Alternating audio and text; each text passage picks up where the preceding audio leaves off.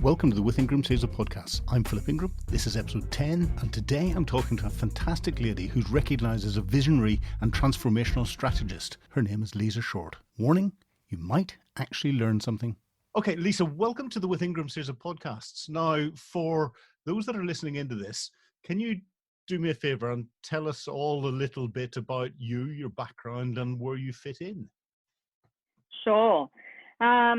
The easiest way to describe what I do is transformational strategy. And I guess my background is what they used to call being a generalist. So you sort of move, you evolve as your career goes. And I've gone from accounting and financial management to economics to education to health to medicine to industry, etc. And I guess the common theme, though, or the common thread that goes through that is two things. One is frontier technology and the use of technologies and the potentials of technologies, education as a tool, and of course, bringing together ecosystem and design thinking so that we can advance technologies to make businesses better, economies better, people work better together in a harmonious way. So I guess that's in a very broad nutshell what I do. Now it's a lot of advisory service. It's very tangible in its way. It's always got to be outcome focused, not just talk. And at the moment, that's always a better way of doing things. Focus on what you're trying to achieve, not what you want, not what you think people should be doing. Correct. I think it's one of the things I often say is that the consulting model over the last 20, 30 years is fundamentally broken because it doesn't actually give people tangible tools and hand holding to actually deploy technologies or to deploy those solutions. All it gives them is information and they still don't know how to do it. So, using education is without a doubt key, but so is technology. Technology is the enabler. Education is the tool that we need to have the information and the knowledge and the wisdom to be able to apply it. So, and of course, in the last couple of years, without a doubt, the potentials of blockchain and frontier technologies using AI, data, Internet of Things and so forth is extremely powerful. It is. It's interesting. So what got you into this in the first place? And whilst you're UK based normally, you're not in the UK at the moment, and your accent isn't from the No. UK. So if you could tell us a little bit about what got you into there, and this accent that you seem to have. I've got one too, but it's not the same as yours. Yeah, well, I don't have an accent at all. I think it's you that's got the accent, actually. You seem to have a very funny accent. But no, my funny accent obviously is Australian, and I'm very proudly of Australian. But one of the reasons I'm not in Australia normally, although I am at the moment, because clearly I can't get back to the UK or to Europe or anywhere else. Yeah, we've decided we're not letting you out. No, well, they did let me out and now I can't get back in. So when they get back in, I won't be getting back out again. But look, I popped home again. We are a global world and, I am Australian. I've got family and business interests and so forth here. And I popped home for about 4 to 6 weeks with the intentions of going back via, Africa and America and then back to the UK. And I'm unfortunately going to be here now for about 6 to 9 months.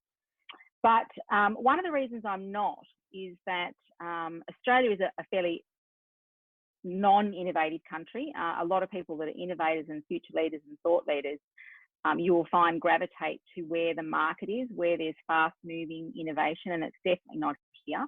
We are a very small market for starters, but we're also very resistant to change and a very young culture. So we have a fairly high resistance to innovation. In terms of business interests, it's very difficult to do business from Australia, being on completely opposite time zones. But so normally I'm based over that side of the world, but it has been a very easy transition for me. It doesn't really matter where I am. The work that I do, I literally now am working all night and all day instead of just all day. So that's really the change, I guess. Great stuff. And what got into to this line of work here? What was your background that focused you in on it? Because you've clearly got an awful lot of experience that you can bring to apply. Yeah.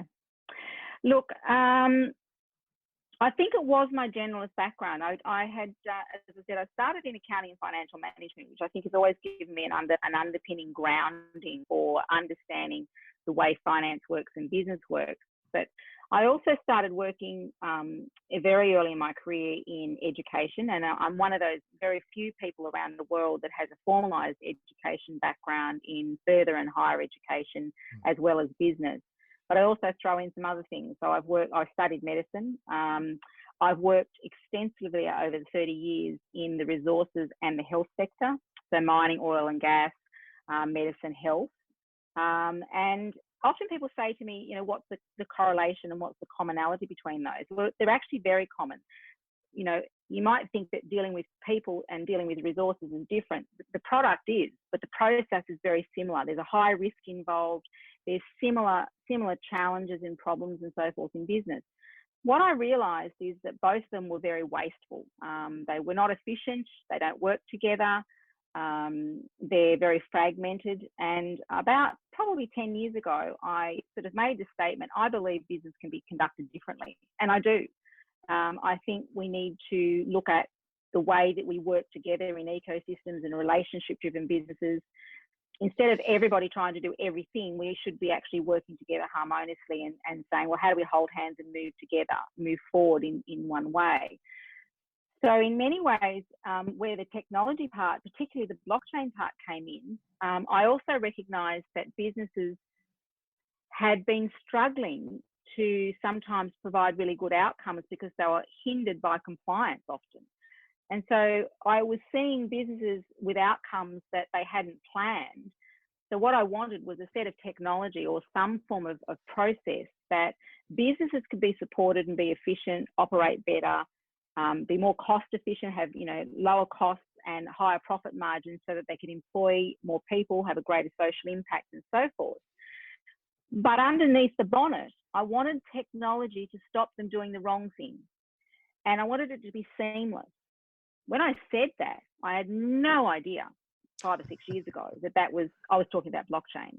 Yeah. I had no idea that was what I was talking about. And that's often the case when you have somebody like myself or other futurists and thought leaders. We're sometimes 10, 20 years ahead of the innovation curve.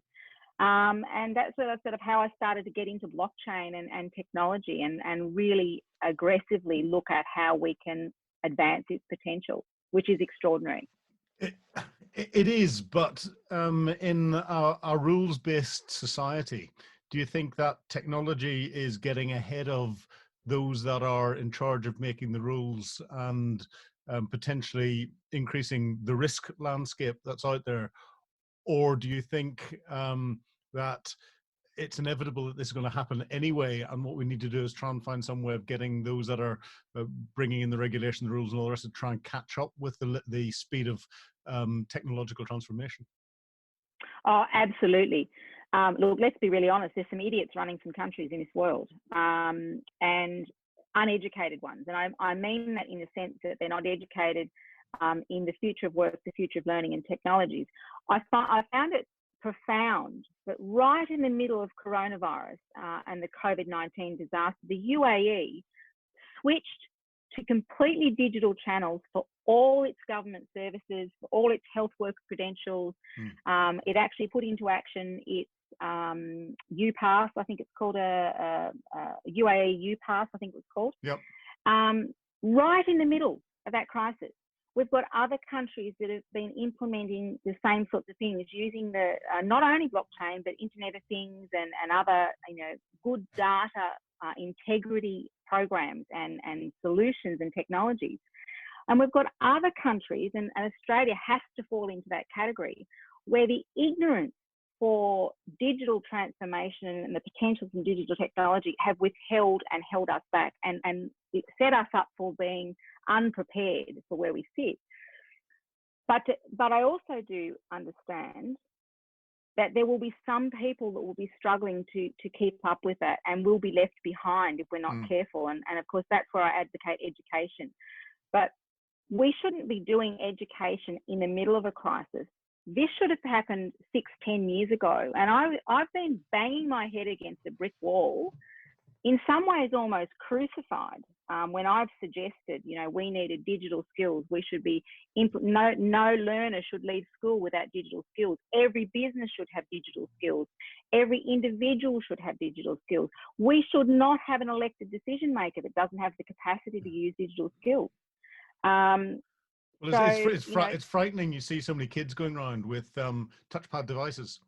And then you look at where in their education system they get this understanding of how electronic systems like that work, how cybersecurity comes into it, and you realize that there's actually nothing unless they do a specific course leading up to, in UK, GCSEs or A levels that's focusing on computers or IT or design and technology. There's nothing in the formal curriculum that's giving everyone those basic skill sets, yet it's the one tool that everyone in society uses on a daily basis from the age of about 4. And haven't we learned that in the last month? I found, look, I presented to the APPG on blockchain in Westminster in June last year. And the 3 areas that I discussed, and it was the use of blockchain in education. And I use education very broadly, by the way, because education is only part of learning. And moving forward, we need to convert education to learning, not just education, because that's one of the challenges we have. But when I spoke about this, I spoke about 3 areas. The first thing I spoke about was the use of the technology in the business of education. So the organisations and the institutions who deliver learning, whoever they may be, and whether it be schools, further education, colleges, universities, workplaces, whoever that might be. How can we make those businesses more efficient so they can shift resources to provide more education to those who don't have it and can't afford it, and also in a more scalable way? The second part that I spoke about was the use of the technologies to change the way we educate.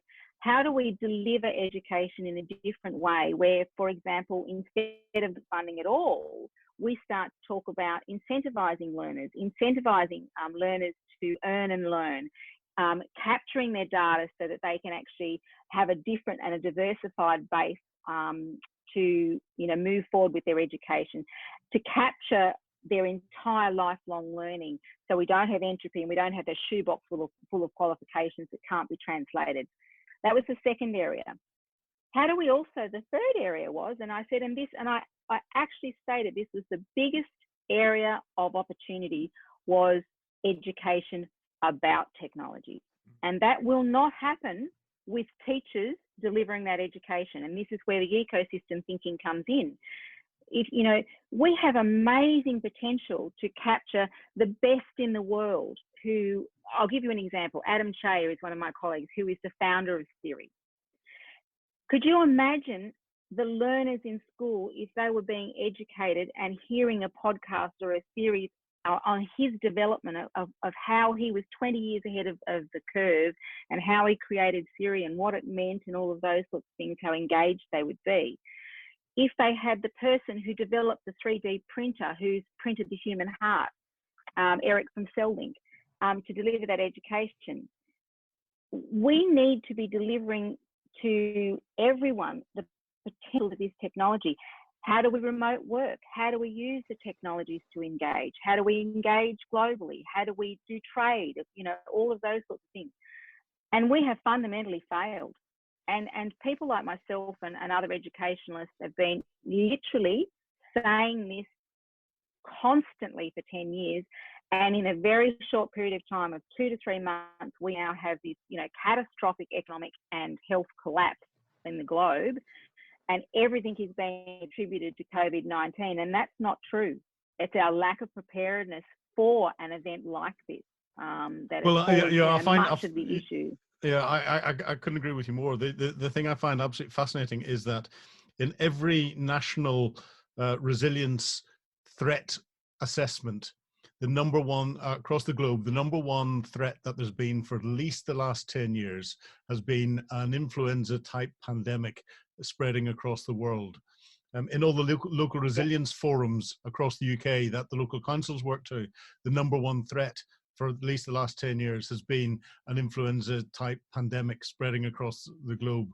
And yet, when you look at the resilience planning that there's been in a lot of the NHS environments, and the NHS has actually responded pretty well to this, but in an awful lot of the businesses that are out there who should be listening to what's going on in the local resilience forums and looking at the threats and going, our contingency plans therefore need to be, haven't done any of it. They've used what I call the ostrich effect, when they've looked at that and gone, oh, that'll never happen, head in the sand, ass in the air, and that just leaves your nether regions very exposed. And people haven't looked at it and talked it through and embraced it.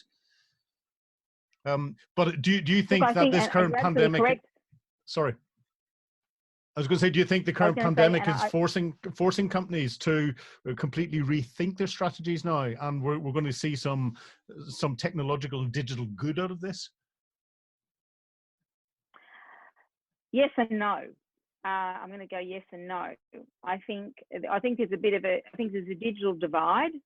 I think in some ways some of the corporates will ride this out if they had a very strong balance sheet and they had good digital capacity in some areas and they were fairly diversified in their workforce. But I think there's others that will fundamentally fail. I mean, you've only got to look at the big consulting companies, PwC, EY, KPMG, etc., laying off 40, 50, 60% of their staff. I do not believe they will ever come back. Because the world has just discovered. I work very closely in the mining and resources sector still with a lot of colleagues in that space. The first thing they cut, the very first thing when the pandemic hit, and they were getting all the their bottom line and the shares and stuff started to drop. All contractors, all consulting gone. I don't think it'll ever come back. I think also those workforces that were resilient and able to be, work from home and had businesses that had a diversified revenue base, I think they will recover. I think the ones that only had a singular focus are going to struggle, particularly the SME market is going to really, really struggle, and they had no need to. I presented in September again on an initiative that I started called Mind Shifting, a Tech Ed Accelerator.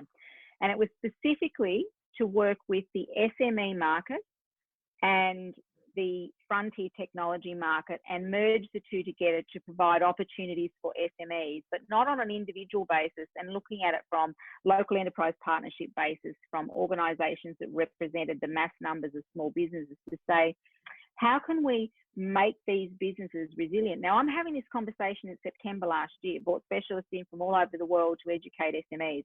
And interestingly, the first session was to be in Southampton through Solent University in March. And obviously, everything that went AWOL That's all gone. As a result.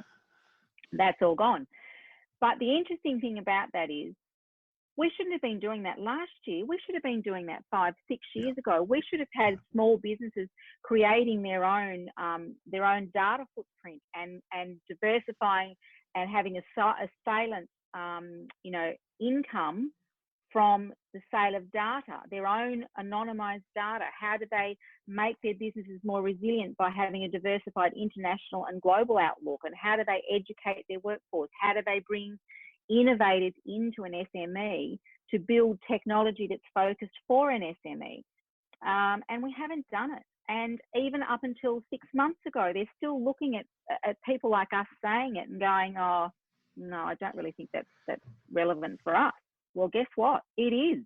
So are we now seeing Darwinian natural selection in businesses? It's those businesses that have been innovative, that have got that diversification capability, are the ones that are going to survive, and those that haven't are going to be the biggest victims of the COVID-19 disease?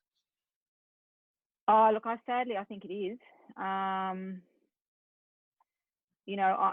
Yes, I think sadly so. I mean, I'm looking at some of the small to medium enterprises here within Australia and around the world, and had a lot to do with Europe in the last 4 or 5 days in that space.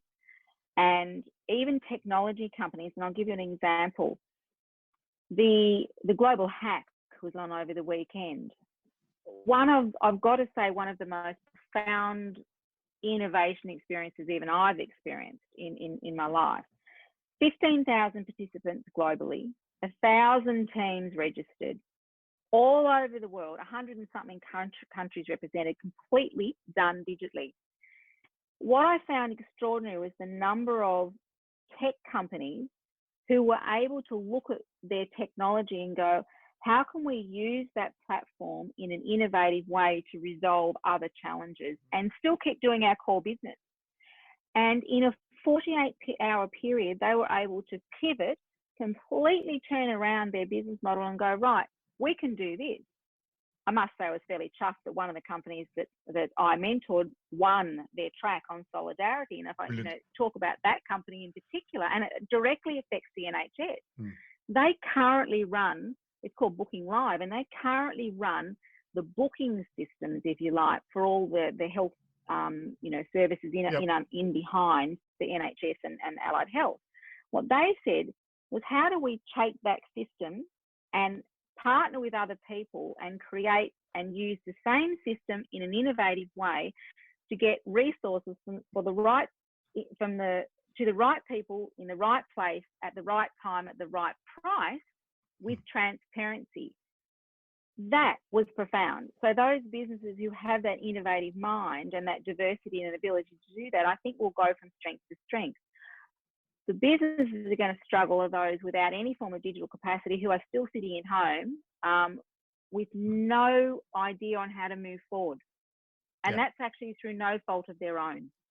So if you could get the CEOs or the managing directors of those businesses that are sitting there at the moment going, what do we do? Following my ostrich effect method, and you wanted to shake them up, how would you shake them up? What would you be saying to them? And what are the lessons that you can pull out of that business that you said is very successful? What was it that gave them that ability to pivot within 48 hours? That is something that potentially other businesses could pick up and run with. Good point. That I look at the similarity in all of the teams that were there, that won and will go to MVP. Definitely vision, definitely diversity, resilience, and education. They sit there knowing they're constantly in a vulnerable state. That's probably the best way to describe it. They might see themselves as being on the top of the market and very financially comfortable. They're cruising through growth. They've got a good niche in the market, but they don't see themselves as comfortable. They see themselves as completely vulnerable and uncomfortable all the time. So they're forever seeking the next improvement and to diversify what they're doing, so that if something happens, they can go here and they can shift that part of the business and move on. I mean, there was another extraordinary one where there was a fellow, happens to be an Australian, by the way, but living in Berlin, and they actually won the entire event called Suncrafter. And what they were doing were taking recycled solar panels and turning them into sanitizers for the health industry. Now, they won. It was extraordinary, and they'll go. So it was sustainable, the whole thing. Now, what was amazing about that was they weren't looking at the now. They were looking at in the future. They weren't going, oh, we can fix COVID-19 now. They're going, this is going to happen again. How do we do this in a sustainable way? How do we get this technology and these products and goods and services and offering into areas that may not have, the same things that we have in the UK, Australia, or America, or wherever. So I think it's also vision. Well, let's face it, we've all realised that the CEOs sitting at the top of some of these companies getting paid, extremely high salaries, aren't the most critical people in the economy. And they haven't been listening. They have not been listening. I think, what would I say to them? One of the things that I would say to them is get their backsides out of the office, and they should be participating in these innovation events. In fact, I was at an aging innovation. It's the biggest aging innovation summit in the world in 2018, and I was asked to be part of a panel on innovation and aging. And at the end of the summit, the panel discussion, they asked, what's your takeaway? What's your thing you want to leave us with? And I said, don't come to an aged care conference. And they just looked at me and I said, go to a technology or a blockchain summit or conference, get out of your comfort zone and go and learn what the potentials are and how people are using this, because it is extraordinary. And I did do that on the weekend during this global hack. I invited people from around the world, well and truly put them outside their comfort zone to see how innovation truly occurs. And they were just utterly blown away. That's what we need to take these CEOs to do. And also, more profoundly, how 15,000 people around the world could digitally engage. Yeah. And actively be engaged in a very impactful way. Yeah.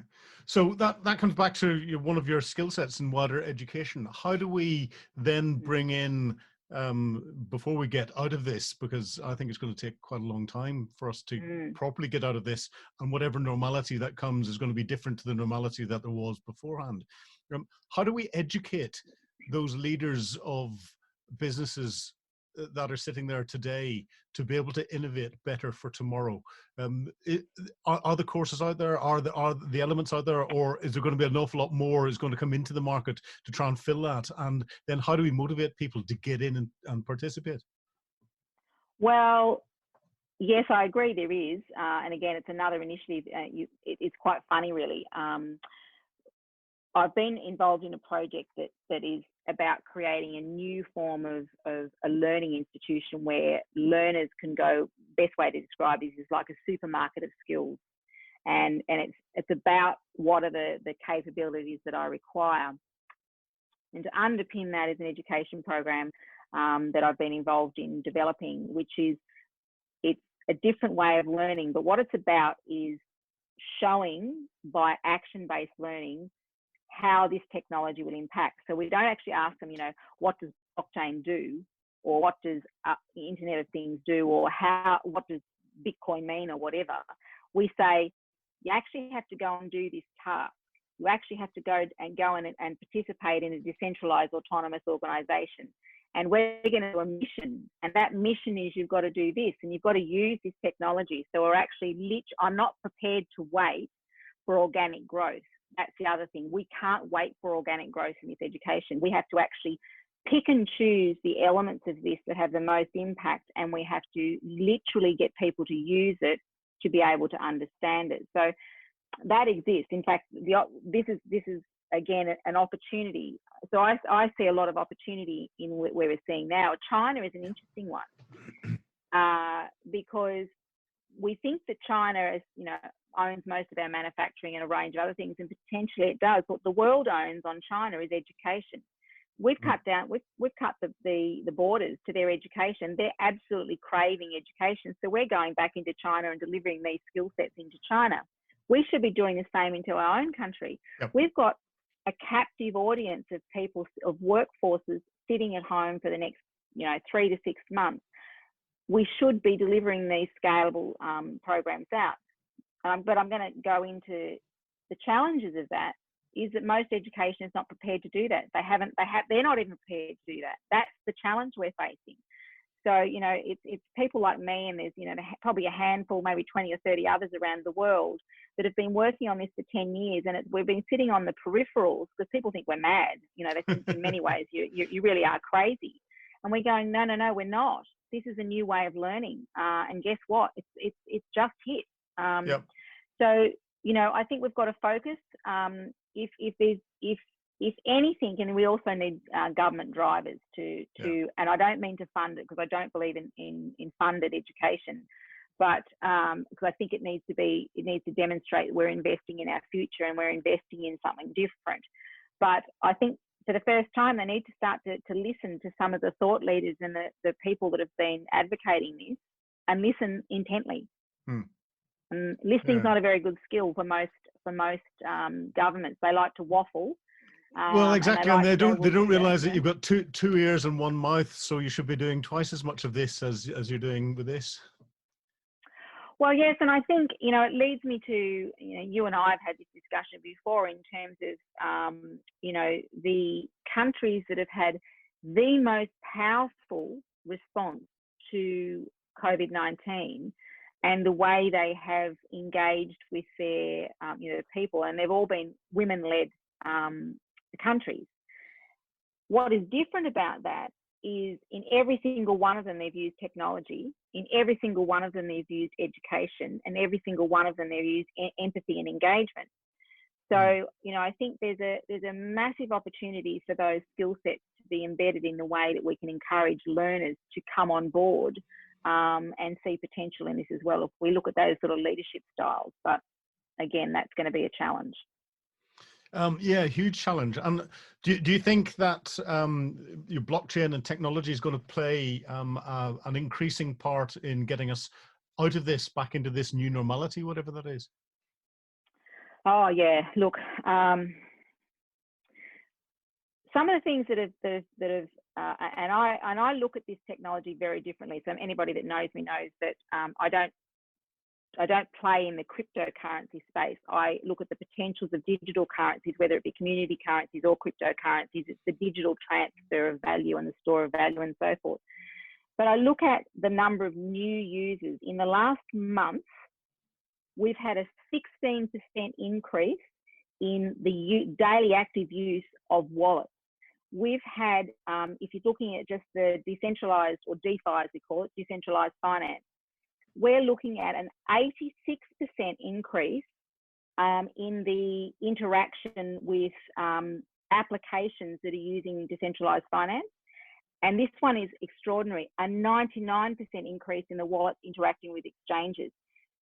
Wow. So, and I'm getting feedback saying there are new users. I'm seeing people saying, following the Twitter channels and things, saying, I've just bought my first Bitcoin. I've just bought my first Ethereum. It's fantastic. So I think there's a couple of reasons for that. I think they're seeing a good, robust stability moving forward. But I also see that they're looking at an independence away from government-run decisions, that it's being market-run and so forth. And a lot of the world that don't understand blockchain and distributed ledger and technologies and the way the currencies work, it's not fully, it is regulated, there are controls, etc., and it's here to stay. But I think some of the other things that are going to drive it, without a doubt, data integrity, prediction and reporting. I mean, rubbish in, rubbish out. We're getting rubbish data and we're going to get rubbish data out. We also can't verify it. So, and that can be anything from media reporting to health data to, identity data. I think some of the other, huge areas that there is actually some really collaborative work going on is in terms of your self-sovereign identity, in terms of capturing health information, vaccination information, proving whether I have or I haven't got antibodies. But it's not just about COVID. We're a global world. We should have that about that footprint of our health and our education should be something that I own and I can release and prove or not prove, so that instead of affecting everyone, we only affect the few that are affected. So I think it's a big conversation, but it's not difficult. There's, as I said, UAE, I've got a colleague that's working in the UAE that I'm working with as well on a big decentralized global trade platform. Yep. And he was telling me about, this UAE Pass app. He said, it's amazing. He said, none of us, it's protected. They own their data. But he said, what it is, you go online. They were only told they could go out for certain things. They used to go online and get a digital pass. That digital pass was connected to their registration of their car. If they were found doing something that they were not supposed to do, that individual was challenged and sent home or fined or whatever, not a whole country. Yep. So, we can really target those things if it's used appropriately. Supply chain is the other one. I mean, supply chain and transparency of supply chain is a massive improvement where, we can for the first time look globally at where our supply chain's coming from. If people want to trade anonymously, they can. We can see where the goods and services are that we require. We can also diversify our markets. So there's a huge opportunity for this technology. No, well, when you start to see the lawyers producing textbooks, I don't know whether that you can see that through Yeah, I the, the, can. the, Yes. the virtual thing, looking at that, and blockchain and cryptocurrency, international legal and regulatory challenges. And it goes through all the different Yeah. regulations that are in place at the moment across the globe, looking at it. And it is certainly something that governments haven't properly embraced, and are changing No. the regulatory standards in the same way that technology seems to be advancing, which is in itself going to cause an issue. You know, in the UK itself, I was asked the Financial Conduct Authority, regulating all of the financial industries, what their approach to this textbook, saying that anything using a public key blockchain could not be GDPR compliant, and therefore could not be regulated properly under their current financial regulation rules. And they went away and for about 3 months thought about it, and then came back to me and said, we take our lead from the Information Commissioner's Office. And I got hold of the Information Commissioner's Office and said, what are you doing about this, to give some direction into the regulated industries? And they said, we're putting together a committee that will sit in 2020 and look at the impact of technologies on current and new regulations. And I said, but blockchain's in today. So what advice are you giving today? And they came back and said, we're putting a committee together to sit in 2020 to look at the impact. They were using my favorite ostrich effect, but it meant that Yeah. there are a number of industries that are out there that are potentially exposed should something go wrong, and they then get taken to the courts because the rules and regulations are in place, but the methods of governing those and interpreting them and being able to apply modern technologies have not actually been looked at yet by the regulatory authorities. And that would, you know, the legal firm that's dealing with this is sitting there smiling, waiting for the first case to come through, because they know it'll make them an awful lot of money. Whether they're prosecuting or they're defending, it doesn't matter. Well, absolutely. I mean, you think about most of the laws and the regulators that are governing most business are 200 years old. They Yeah. haven't been updated to the technologies that we have now. Well, unless They're you're United States trying of America, they're about 25 years old then. Yeah, true. Sure. And they do a lot of stuff on the hop, obviously, especially Yeah, or whatever, or whatever the Trump. president, whatever POTUS signed this morning as an executive order. Yeah, and if you dare say anything different, he'll sack you. But I think, you know, here Yes. I can use the examples. You know, the UK. You know, obviously a lot of the Commonwealth countries that have taken on the archaic legislation that still sits, you know, in the framework that manages business and regulations, particularly around identities and so forth. They have not kept up to date with the capacities of technologies and what the actual technologies can do. I mean, you look at passport. I find passports, for example, is a prime example. We are a global economy, and yet we still carry around this book with a piece of paper in it that none of the systems are connected, and we could easily, within a month, if we wanted to, create a system where we all have an owned identity, and we could use that identity and we could release that information and, you know, travel the world freely. But the problem we've got is that the regulations don't match the technology, and the two aren't coming together. And I also believe that this is also part of a fear factor. Because let's face it, let's be really honest, a lot of the people in government who are trying to control these regulations and to try and hold back and shackle the growth and the potential of these technologies are going to lose significant revenue. Some of them are going to be actually made defunct. You know, they're arguing about things that they shouldn't be arguing about. They don't even understand the difference between a permissionless and an open or a closed, or what all the different sorts of blockchains and how it can work. And yet we have other nations, smaller nations, moving forward at a rapid pace. And I've got to tell you, they are going to be the countries, you know, to watch. So, you know, I think some of the things they should be looking at, and, you know, it's an area that I know you know well, is, you know, cybersecurity and security in terms of, you know, we've now got every single person in the world digitally engaging. And of course, the first complaints we got is, oh, Zoom's to blame because Zoom didn't have great security. Well, actually, I disagree. Zoom had no idea that they were going to have an exponential increase in the number of people using their technologies. They've acted very quickly to try and put in security requirements. Are they perfect? Absolutely not. Absolutely not. But I don't think any technology is perfect that's going to stop all forms of cybersecurity. If somebody wants to crack into it, they're going to do that. But what we need is better education in what to look for and how to protect ourselves. How do we determine if we have been hacked? What do we do if we have been hacked? What do we do if somebody, when we set up a Zoom meeting? Those sorts of things. Instead of going for the blame game and then trying to say that all blockchain is bad or all video technology is bad and Zoom's terrible and Facebook's terrible, how about we look at what they have done for the world rather than what they haven't?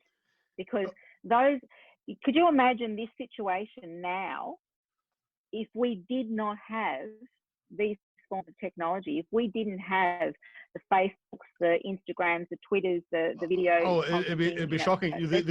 The point that I put out, because I do some commentary on this fairly frequently into the mainstream press, and the thing I say is that what people don't understand is they don't understand their own digital exposure that's out there. You understand your physical exposure because you will only do things in your house when you've got the curtains closed and you've got the front door closed and you're in a room private by yourself and all the rest of it. But people will do exactly the same things when they're digitally exposed. And the biggest digital threat is that digit. And not understanding what that digit does whenever you're doing that, and who can see it and what's happening out there, and whenever you hit send on something, the impact that has, whether it's someone being a troll on Twitter or whether it's someone putting sensitive data out through unsecure platforms, which if they'd educated themselves a little bit with 30 seconds worth of even Google intelligence, that have found out that platform was insecure and they shouldn't be doing it. But people aren't doing that. They're just blindly assuming that because I've got this electronic box of wizardry in front of me, it's all going to sort itself out. Well, the biggest cyber security threat is the individual who's sitting there at the end and not understanding all of this. Not all these companies that are providing the technologies. Some are brilliant. Some are terrible. Most are adequate if used properly and if you've got all the right patches and everything else. And we saw that with the NotPetya and the WannaCry viruses that came out that exploited holes and gaps in patching in software that should have been patched years and years beforehand. If it had been, the damage would have been caused. But we saw the damage being caused. And it's fascinating. And it comes back to education again, I think.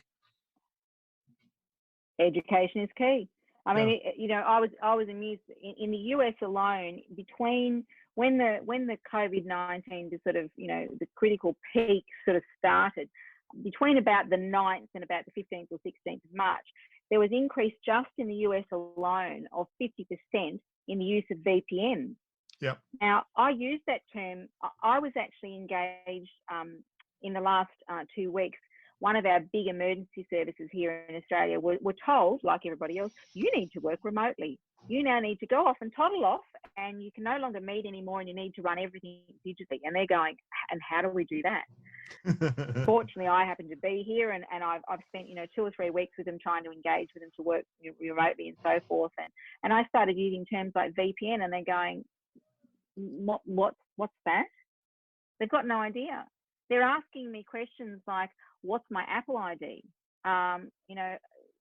Do I have my password? How do I access my email? And when I'm talking, I'm just sitting there going, okay, don't be shocked by this because it's not their fault. You've got to try and educate them. But these are core capacities that we need to have. My parents, who are 84 and 85, they'll have somebody ring up on the telephone. And there's been a big, influx of those sorts of things coming in because, there's a lot of false, people trying to get information, and there's people trying to sell you stuff and what have you. My mother very happily will hand out her name and address and date of birth to everybody that's dog, cat, and, that rings up on the phone. And I'll go, Mum, don't tell them that. Don't tell them your business. Yeah, but they've asked me. I don't care. If they've rung you, ask them who they are. How have you verified who that individual is? Information. Yeah, it's a skill, and again, it's the same with, we've all seen an explosion of the lack of veracity in information that's being forwarded around the world. And I'm to the point where I'm really rude and blunt now, because I'm actually getting some of this stuff that's being forwarded by, professionals and educated people, professors and academics, who are forwarding me stuff through WhatsApp, and I'm going, this is completely false. What have you done to verify that information? Oh, it came to me from somebody that I know. Yeah, but where did they get it from? Have you actually looked at where that information came from? Have you looked at, who wrote it, who authored it, were there references, was it true, etc. And of course, what that's done, particularly in this circumstance, is it's sensationalized and catastrophized situations that should never have occurred.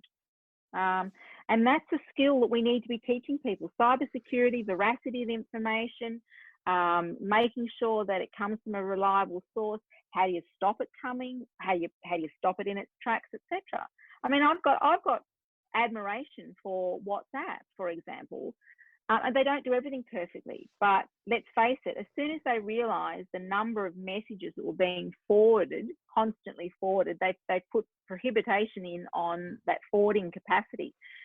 Messages are still encrypted, but they recognise messages were being forwarded. Is it perfect? No. But the individual, as you said, is the responsible one. Yeah, but see, again, this is nothing new.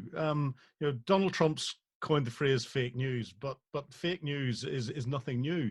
It's all deception in some way or other. And Sun Tzu in the 6th century, the great Chinese philosopher and general, turned around and said, all warfare is deception, all deception is warfare, in his book, The Art of War. It's something that's been taught at all of the military staff colleges for years, looking at the tactics of it, yet we seem to be constantly surprised about what's going on out there. The difference there is now is that it can be passed around very quickly, and something can reach senior decision makers directly through the power of social media.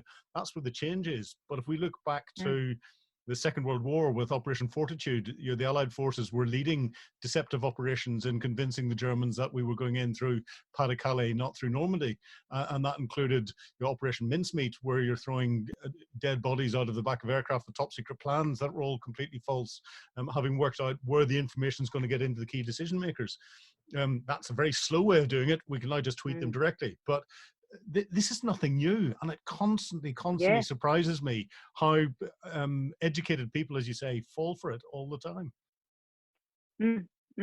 I know, and I that's what surprises me, and I'm not sure about the answers to this, other than further education of them, and because the mainstream person, if they get a message or a report that's come from a allegedly academic or professional person, they almost take that as being the veracious truth, and it's not. They've just forwarded it on. I've sort of I've hung up on a few people in conversations. I've gotten so angry because I'm hearing this misinformation. I just go, this is just nonsense. I get really angry and hang up. And it's because I'm hearing nonsense, absolute and utter nonsense. From them. What I'd like to be having conversations about is bring learned people in. Maybe this is a way of engaging them. Bring them into some learned conversations to say, things like, okay, look at the data that we're receiving around the infection rates and deaths and all sorts of things when it comes to COVID. And I'm going to say again, garbage in, garbage out, because I'm having people who I'm directly having conversations with, who are at the coalface, who are involved, doctors, nurses, health professionals, and so forth. And I even said, what sort of correlation, this is one of the questions I asked, what correlation is there at the moment in the number of people who are getting severe infection reactions or signs and symptoms, who've had flu vax and who've had pneumovax?